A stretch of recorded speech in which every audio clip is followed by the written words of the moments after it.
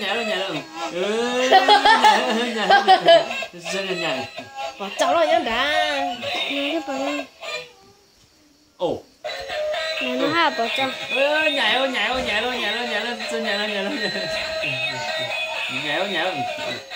À rồi sao? Ui du. Nhảy đua. Nhảy nó. Hai ba nhảy nào. Nhảy. Để bắn chết hả? Nhảy.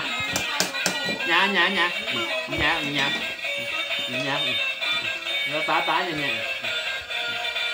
Nhảy luôn.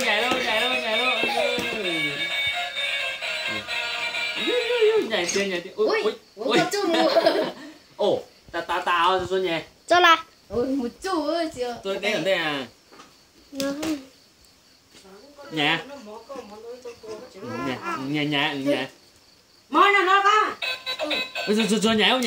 Ồ. Xong kệ. Đây tôi nhảy nó.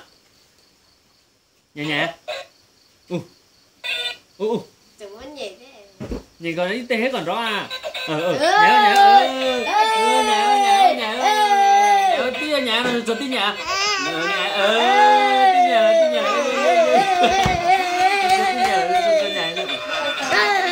Ui chị coi chào. Nhảy rồi. Cho đuôi nhảy, cho đuôi nhảy. Cho đuôi. Thôi kệ. Cho đuôi. Nhảy. Cho có bỏ cho chiều. Tôi đây rồi. Đi. Nhảy. Cho nhảy nè. Nhảy. Ồ. Ai. Nhảy. Cái chế hả?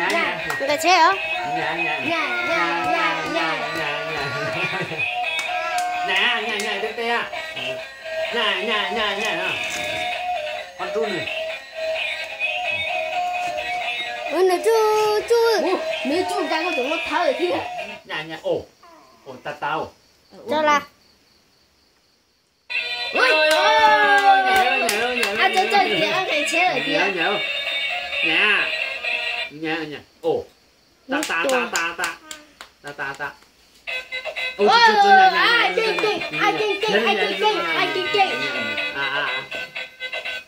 Ồ.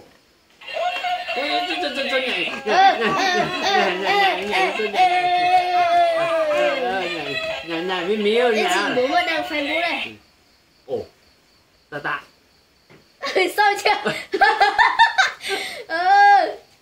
Rồi nhảy nó rồi. Sao chưa đi? Có chỉ bỏ cái đó. Bảo là liệu ạ.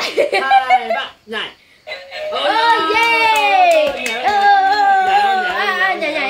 Yeah.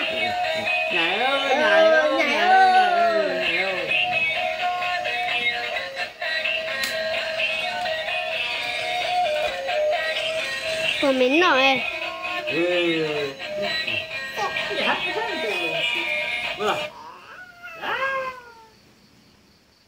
Tua.